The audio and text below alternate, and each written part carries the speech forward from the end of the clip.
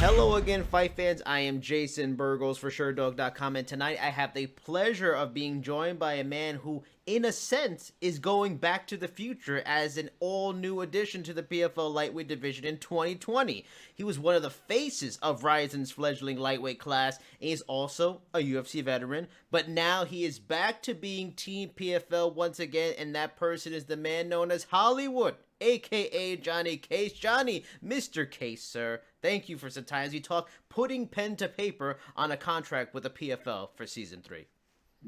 Hell yeah, dude. Thanks for having me on. I appreciate it. Now, your return to the PFL, it's a big addition for the promotion in year 3, in season 3. But on the flip side, it's a very big loss for Rizin. You are one of those Western fighters fans are very familiar with because of your run in the UFC. So talk to me about your status with Rizin going into that year-end card where you took part in the one-night tournament. You know, going into that show, were you on the last fight of your original deal with Rizin, or did you sign a one-off deal with them just to participate on that card? No, so actually that the semifinals, I only had one fight left on my contract with Rizin. And had I admitted to the finals, then I would have been one fight out of contract, excuse me. So it actually, it worked out. It was actually my very last fight with the tournament, when I lost to the champion Tofik. So that was my last one. And for business standpoint, PFL is where I kind of always wanted to be. And I was just looking for another fight, a quick fight in between the 2018-2019 season for the PFL. And I found one with Rizin and won that fight pretty decisively. I stopped one of their up-and-coming guys, and then they're just like, hey, you want to stick around? We got a Grand Prix coming up in a year and, win a couple fights. And then, so it was an opportunity I really couldn't say no to. So, and I had a great year with Rizin, and I loved the promotion. I loved the matchmaker. I love, Sakakibara. Just everything was awesome over there. The fans were awesome. But I'm ready to get that redemption back with the PFL and win that title. How does it work out then? Let's say, like you said, you were on the last deal for the quarterfinals, and then the semifinals you would have been out of contract. How would that work out? Was there agreement that was in place that, okay, you make it to the finals or whatever, that it's whatever you just made in the last fight you'll get again? Is there any kind of worry? You hear about some dirty dealing sometimes. No, they're upstanding, businessmen, and we had a deal going forward, you know what I mean? So it was just kind of like a handshake. It wasn't a contract or whatever. So we weren't too worried about them not holding up their end of the bargain at all. But yeah, it was just but then again, they would have if they would have renegotiated that contract, then it was, I lost and then I owe them another fight and I couldn't sign with the PFL. So it was just kind of, from a business standpoint, it was my manager just wheel and dealed, and we got a deal made. Now, talk to me about how the PFL kind of comes back into your career equation. So, okay, you kind of wanted to be with the PFL. You were done with Rizin contractually. After that card, going into the new year, did you have your people reach out to the PFL, or did you want to play the free agent pool in case other organizations were interested? You wanted to hear offers, or was it PFL always from the start?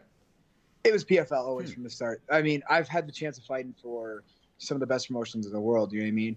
And, as far as from a financial standpoint, there's nobody else doing it like the PFL, you know what I mean? The pay is already, it's per fight was, better than my final contract with UFC. And on top of that, then there's a tournament where you tell me I can go win $1 million in one night. So for me, it was a no-brainer, you know what I mean? As from a financial standpoint. And, the goal is, to make as much money and win as many titles as you can before this, obtain as many goals as you can before your window as a fighter is kind of slammed shut. So from a financial standpoint, from a career standpoint, and then just Ray Sefo and Greg Savage and everybody that is over at the PFL are just some of the best people to work with, you know what I mean, as far as promoters and the way they treat the fighters. And so, yeah, the PFL is definitely where I want to be. And, talking about, because, you want to meet those financial, those career goals, but you also got to make those financial goals and make as much money as you can in this career, because it is so finite. It can be so short.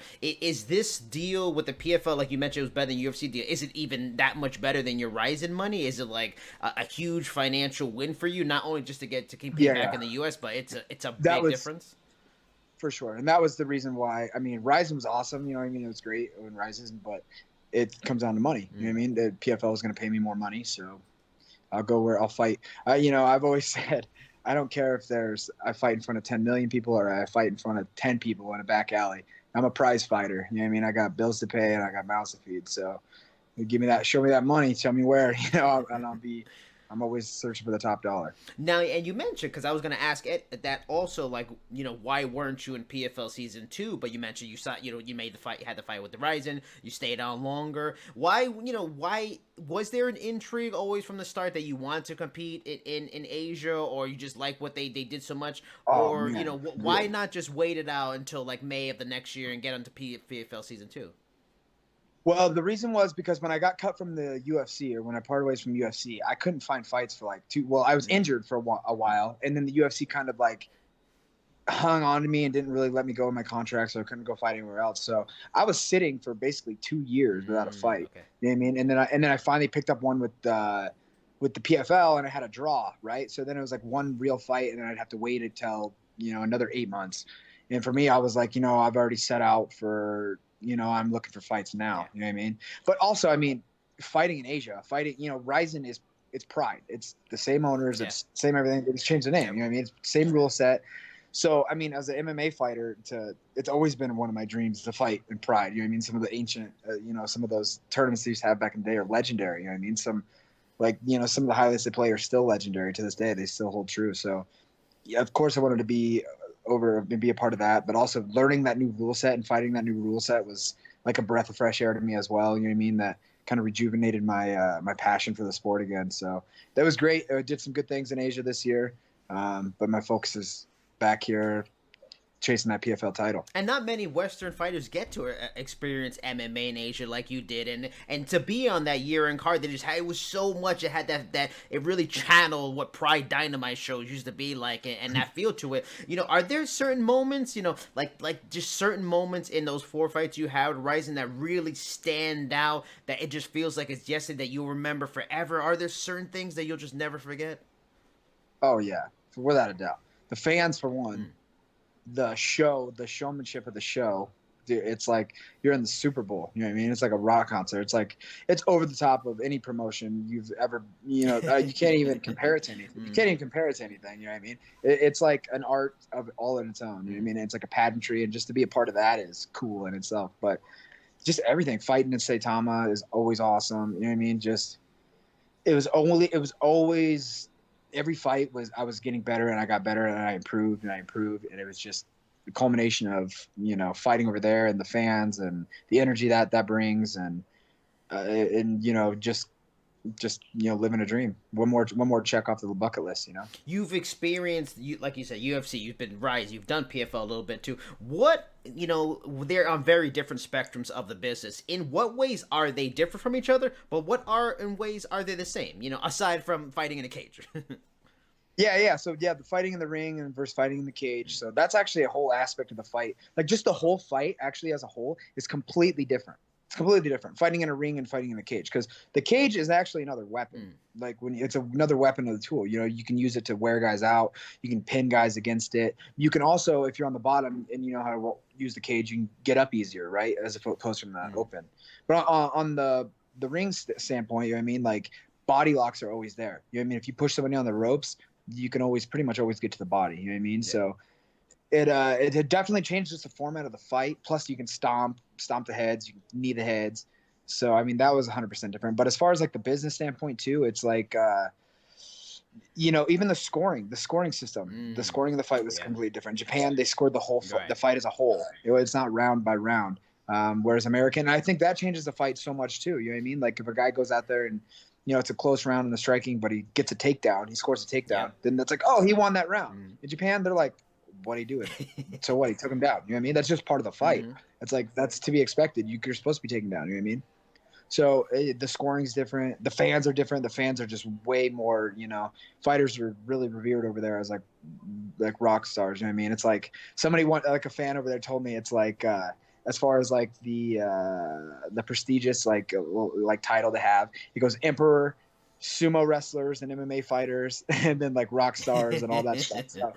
So you know, the fans are amazing in Asia, you know, and they don't really care about winning and losing. They care about like your fighting spirit, just going out there and how you fight and how you perform and how you showcase your art. How now, and circle back to something we talked about a little bit earlier in terms of like activity, consistency. In this run in the PFL, you will now get to be there from start to finish, something you did not get to do the first time. You had the weird situation where you jumped in short notice, the guy didn't fight, he couldn't make weight, you got into the playoffs with the bye for the eventual champion Natan Schultz. It's a very grueling schedule, but one of the pros I've heard from talking to many PFL fighters over the last 2 years is that you get to be very active. And with being very active comes consistency and making money. For a guy that has been active, having 3 fights a year the last couple of years, how big of a selling point is that? Because you mentioned it was just PFL, and that was it. That's where you want to be. How big of a selling point is that activity, that very busyness you can very have like in a 6 months, and the fact that you can have a break? There's an off season. PFL has an off season. Like, how big of a selling point for you is that compared to like UFC and Bellator, where inconsistency seems to be the norm?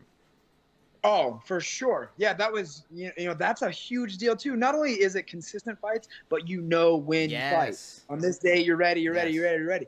I mean, I remember when it was UFC, you'd get like 4 weeks notice, like, hey, this is a fight offer. Can you fight here? You know what I mean? If you say no, you might not get another offer again until a year. You know what I mean? You might only get 1-2 fights a year if you're lucky, So definitely being consistent as an MMA fighter, like, because as a fighter, you only eat what you kill. You know what I mean? You don't get a salary.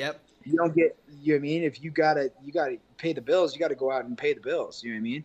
And if you don't have fights, you can't get fights, then that's kind of impossible. So that's a huge, just all around, the PFL is the best. You know what I mean? As far as like financial, the format of it, when you fight, the promoters, like, they really got it figured out. And that's because Ray Sefo was a fighter himself. You know what I mean? He's the president of so he understands like what it's like being a fighter and how to best to accommodate to that. And also you're making money, but also he's selling a top product too, where he's got the best ass kickers in the world going for $1 million tournament, you know what I mean? Or $1 million title, so to say. So, yeah, man. I mean, I'm just super excited, and for me, it doesn't get any better than the PFL. And like I mentioned, you in your short abbreviated stint with them the first time, you fought the eventual champion and the 2-time champion now, Natan Schultz. How much have you thought about that Schultz fight since it happened? And has it been a rematch? While your time arises, like, I got to get back to the U.S. I got to get Natan Schultz again, man. No, man, it hasn't really been eating at me, honestly, because I know, like, I'm such a better fighter now than I was back then. You know what I mean? And I feel like, and just the format of it was that 2-round fighting, you know what I mean? And I had a slow, like, there were so many variables. I'm just like, oh man, it was such an off night. And I'm just looking forward now, like, to showcase, like, hey man, like, hopefully we get a full fight in the preseason. You know what I mean? Hopefully we get a fight, mix it up in the preseason. But yeah, I want to run that one back for sure, and not in the 2-round quarterfinals either. You know what I mean? I want a proper 3-round fight with him, and we'll see. Aside from him, in a rematch, I'm sure the lightweights that were in the playoffs are likely to return for season 3. Are there any of those guys that you have a great deal of interest in facing to start the season, or would you, maybe like to go toe to toe with another notable free agent addition to the division in Olivier Aubin-Mercier? Would you like a battle of the top free agents as maybe a starter for the season?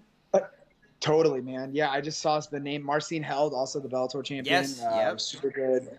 So, yeah, dude, there's no short of talent this year. You know what I mean? And you're fighting rock stars and other rock stars that are only going to, you know what I mean? And what I'm referring to as like a rock star is like to fight one of those guys, it's only going to you're only going to build each other's marketing. You're only going to bring more fans because, when you're fighting a guy like that, it's going to be fireworks. He's bringing to the table the same skills and the same tools to win as you are.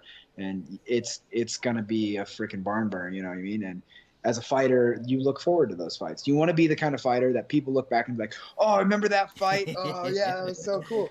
You know what I mean? And that's what it takes. You need guys like that coming to build that up, you know what I mean? To make you better. If you can only do so much. Your opponent is he's got to show up too. And when he shows up and you show up, that's when fireworks happen. Do you have an excitement level at all to get to compete on an ESPN network now? You know, something that wasn't the case when you were first time with the PFL. Is that a big deal at all being on ESPN for you? Or it's like, whatever. As long as I get paid. I don't care. Yeah, I don't care, man. Like I said, I don't care if I fight in front of 10 million people or fight in front of 10 people. As long as I get to go out there and I get to fight and I get to do what I love, that's what it's all about, baby. I mean, that's all bonus. You know what I mean? That's just cherries on top. You know what I mean? So it doesn't really stroke my ego too much. It's just like, man, that's cool. Now, when you with Rizin, similar to say like Bellator, you get to use your own sponsorships that you can put on your trunks and stuff like that, right? Yeah. Now with sure. with PFL, they have sort of like the UFC though uniforms. Is that at all like a setback? Is that like a bummer that they kind of have it, or you're making so much more now with the PFL compared to Rizin? It's not a big loss for you. I mean, dude, as far as like finances, there's always ways you can be making more money. You know what I mean? There's always little tricks and stuff. So definitely the sponsors helps. You know what I mean? Especially in Asia, by the way. So the American sponsor markets kind of got killed when the Reebok deal happened. You know what I mean? Like people were making, before the Reebok deal, there were fighters making 6-figure deals on their sponsors. You know what I mean? And then they go from making 6 figures to $2,500. You know what I mean? So then all these sponsor companies are no longer thinking, hey, I don't got to pay this guy $100,000 sponsorship. I'll just give you gear, or I'll give you like $1,000 a month or whatever. You know? And so then it made the market in the United States crash, and the sponsors no longer, you know, do support with financial compensation. It's usually like gear or, you know what I mean, like significantly less than they were doing. You know what I mean? But Asia, they still got that market. The marketing going, you know what I mean? So you can still make, you know, 5-figure sponsors anyway if you're doing it right. Nice.